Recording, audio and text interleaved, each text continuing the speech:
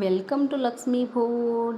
સ્વાગત છે તમારું મારી યુટ્યુબ ચેનલમાં. તો ચાલો, આજે આપણે બનાવવાના છીએ એકદમ સરસ મજાની રક્ષાબંધન આવી રહેલી છે, તો આપણે ભાઈઓને ખવડાવવા માટે સરસ મજાના થાબડી પેંડા.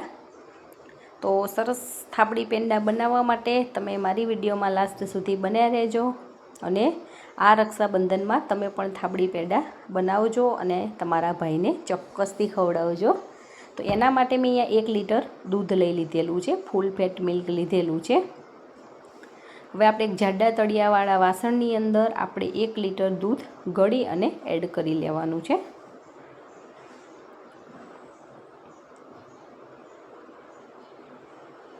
હવે ફૂલ ગેસની ફ્લેમ ઉપર આપણે દૂધને ઉકાળવાનું છે. મારી વિડીયોમાં લાસ્ટ સુધી બન્યા રહેજો, અને મારી આપેલી દરેક ટ્રીક અને ટિપ્સને ફોલો કરીને જો તમે આ પેંડા બનાવશો ને, તો તમારા પણ પેંડા બહુ જ સરસ બનીને તૈયાર થવાના છે. પહેલી વખત બનાવતા હશો તો પણ તમારા આ થાબડી પેંડા બહુ જ સરસ બનવાના છે. 5 થી 7 મિનિટ સુધી આપણે દૂધને આવી રીતે સતત ચલાવતા જઈ અને ઉકાળી લેવાનું છે. તમે જોઈ શકો છો ઘણા બધા બોઇલ આવી ગયેલા છે, અને દૂધનો માવો પણ આપણે આવી રીતે સાઈડમાં દેખાતો જાય છે કે માવો બનતો જાય છે, અને દૂધ પણ આપણું ઘણું બધું ઘટ્ટ થવા આવ્યું છે. શરૂઆતમાં આપણે જે દૂધ ઉકાળવાની પ્રોસેસ છે એમાં થોડીક વાર લાગે છે.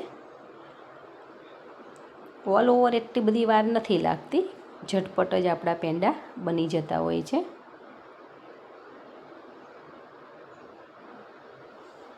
જો તમને મારો વિડીયો પસંદ આવે તો વિડીયોને લાઈક કરજો, અને તમારા ગ્રુપમાં ચોક્કસથી શેર કરજો. હવે દૂધ 5 થી 7 મિનિટ પછી ઘટ્ટ થઈ જાય પછી આપણે ટોટલ જેટલી ખાંડ લેવાના છીએ, હું 250 ગ્રામ જેવી ખાંડ એડ કરવાની છું. તો 250 ગ્રામમાંથી અડધી ખાંડ આપણે આ ટાઈમે એડ કરી લેવાના છીએ, અને અડધી ખાંડ પછી એડ કરવાની છે. એ પણ પ્રોસેસ હું તમને આગળ બતાવતી જઉં છું. અને ખાંડ એડ કર્યા પછી પણ આપણે દૂધને સતત આવી રીતે ચલાવતા જઈ અને સરસ ઉકાળી લેવાનું છે. ખાંડ બધી જ દૂધમાં ઓગળી જશે, અને ખાંડનું પાણી જે થાય એ પણ સરસ બળી જવું જોઈએ, એવી રીતે આપણે ઓગાળી લેવાનું છે. ખાંડ બધી જ ઓગળી જાય પછી આપણે દૂધને ફાડવાનું છે. ફાડવાની પ્રોસેસ કરી અને પછી જ થાબડી પેંડા આપણા બને છે. તો એના માટે મેં અડધી ચમચી ફટકડીનો પાવડર લીધેલો છે. ફટકડીનો જે ગાંગડો આવે એને ખાંડી અને આપણે લઈ લેવાનો છે. અડધી ચમચી જેવો જ આપણે ફટકડી પાવડર એડ કરીશું. વધારે ફટકડી એડ કરવાની જરૂર નથી. તમારી પાસે જો ફટકડી ના હોય તો થોડોક લીંબુનો રસ એમાં થોડુંક પાણી નાખી અને એનાથી પણ તમે દૂધ ફાડી શકો છો. તમે જોઈ શકો છો 1 થી 2 મિનિટની અંદર આપણું દૂધ બધું જ ફાટી ગયું છે ફટકડી નાખ્યા પછી. અને દૂધ ફાટવાની પ્રોસેસ થાય પછી સતત આપણે દૂધને ચલાવતા જવાનું છે. હવે અડધી જે ખાંડ મેં બાકી રાખેલી હતી એને આપણે કેરેમલાઇઝ કરી દેવાની છે, અને પછી આપણે થાબડીની અંદર એડ કરવાના છીએ, જેથી કરીને એનો સરસ કોફી કલર આવી જાય છે. હવે ખાંડની અંદર આપણે બીજું કશું જ એડ નથી કરવાનું, પાણી કે કંઈ જ નહીં. ખાંડને જ ઓગળવા દેવાની છે, ને એકદમ સ્લો ગેસની ફ્લેમ ઉપર આપણે ખાંડને ઓગળવા માટે મૂકી દઈશું. અને બીજી બાજુએ આપણું જે દૂધ ફાટી ગયું છે અને હવે પાણીનો ભાગ એમાંથી છૂટો પડી ગયો છે, તો બધું જ પાણી બળી જાય ત્યાં સુધી આપણે સતત ચલાવી અને ઉકાળતું જવાનું છે. અને આ સમયે પણ ગેસની ફ્લેમને ફૂલ જ રાખવાની છે. તળિયે ચોંટી ના જાય એટલા માટે સતત આપણે એને ચલાવવાની પ્રોસેસ કરી લઈશું. તમે જોઈ શકો છો એકદમ સોફ્ટ માવો આપણો છૂટો પડેલો છે, અને પાણી પણ અલગ થઈ ગયેલું છે. હવે ખાંડ ધીમે ધીમે આપણી ઓગળી રહેલી છે, તમે જોઈ શકો છો. થોડીક ખાંડ ઓગળી જાય પછી એને આપણે આવી રીતે ચમચી વડે હલાવતું જવાનું છે, જેથી કરીને બધી જ ખાંડ સરખી ઓગળી જાય. ખાંડ બિલકુલ આખી ના રહે એ વસ્તુનું ખાસ ધ્યાન રાખવાનું છે. ખાંડ બિલકુલ એકદમ મેલ્ટ થઈ જવી જોઈએ, અને એને એકદમ પેસ્ટ જેવું થઈ જવું જોઈએ. એની એકદમ કડક ચાસણી આપણે નથી કરવાની, ફક્ત ખાંડ ઓગળે ત્યાં સુધી જ આપણે રાખવાના છીએ ગેસ ઉપર, અને આવી રીતે ધીમે ધીમે ચલાવતા જવાનું છે અને ખાંડને ઓગાળતું જવાનું છે. અને તમે અહીંયા જોઈ શકો છો કે આપણું ઘણું બધું પાણી આમાંથી બળી ગયેલું છે, અને ઘટ આપણો માવો તૈયાર થતો જાય છે. ખાંડ આપણી 2 થી 3 મિનિટની અંદર ઓગળી ગઈ છે ને તમે જોઈ શકો છો આવું એકદમ મધ જેવું થઈ ગયેલું છે, બધી જ ખાંડ ઓગળી ગયેલી છે. અને અહીંયા આપણું પાણી પણ ઘણું બધું બળી ગયું છે. થોડુંક પાણીનો ભાગ હોય ત્યારે આપણે આ કેરેમલ કરેલી ખાંડ એડ કરવાની છે, જેથી કરીને ચવડ નહીં થઈ જાય. હવે ધીમે ધીમે આપણે થોડુંક ખાંડ એડ કરતું જવાનું છે. એકી સાથે એડ કરીશું તો ઉભરો આવવાની શક્યતા રહે છે. જો નાનું વાસણ હોય તો ઉભરાઈ જાય છે. એટલા માટે આપણે થોડુંક નાખતા જઈશું અને આવી રીતે ચલાવતા જઈશું.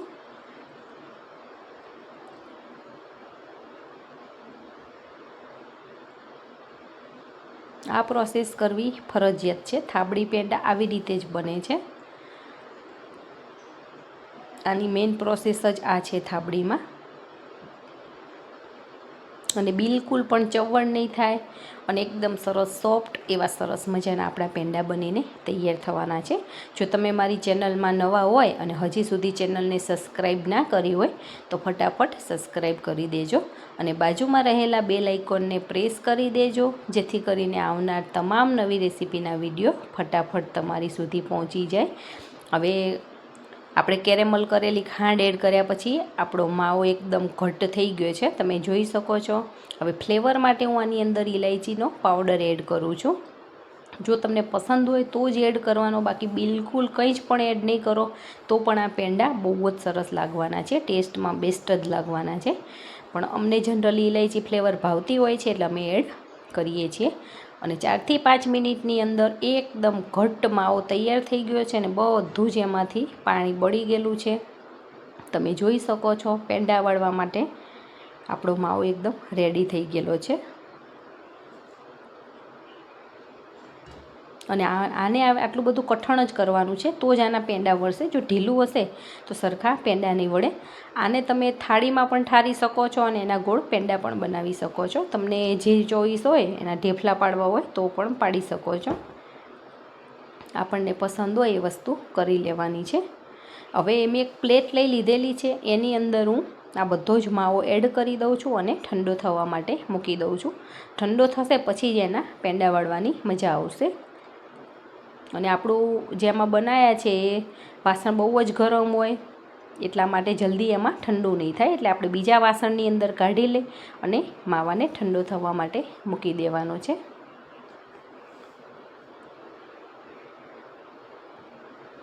તમે આને પંખા નીચે 10 થી 15 મિનિટ જેવું રાખશો એટલે સરસ ઠંડો થઈ જશે. મેં અડધી કલાક જેવું રાખેલો હતો માવો અને પછી તમે જોઈ શકો છો માવો પણ આપણો સરસ ઠંડો પડી ગયો છે અને આવી રીતે જામવા પણ લાગ્યો છે. તો છે ને એકદમ સરસ કઠણ. હવે આના એકદમ સરસ આપણા પેંડા વળી જશે. તમારે જે સાઇઝના બનાવો હોય નાના મોટા મીડિયમ એ સાઇઝના પેંડા વાળી લેવાના છે.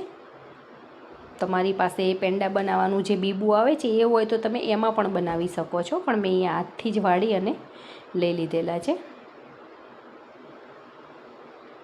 આની ઉપર તમારે કોઈ ડિઝાઇન પાડવી હોય તો એ પણ તમે પાડી શકો છો આ સમયે. હવે 1 બાય 1 બધા જ પેંડા આપણે મીડિયમ સાઇઝના વાળી અને એક પ્લેટમાં રાખતા જઈશું. પહેલાં આવી રીતે થોડુંક કઠણ મસળી લેવાનું છે, જેથી કરીને આપણો પેંડો ફાટી નહીં જાય અને સરસ ગોળ રાઉન્ડ શેપ આવશે. તમે જોઈ શકો છો એમાંથી ઘણું બધું ઘી પણ છૂટું પડી રહેલું છે, આપણા હાથમાં દેખાઈ રહેલું છે. અને ઘરે બનાવેલા આ થાબડી પેંડા ખાવાની બહુ જ મજા આવે છે અને એકદમ ઓછા ખર્ચમાં અને ઓછા સમયમાં ઘરે જ બનીને તૈયાર થાય છે. તો આ રક્ષાબંધનને તમે તમારા ભાઈ માટે ઘરે જ બનાવજો અને ખવડાવજો.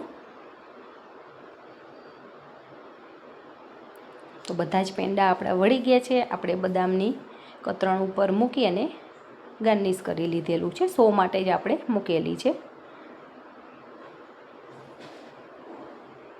તો તૈયાર છે આપણા થાબડી પેંડા.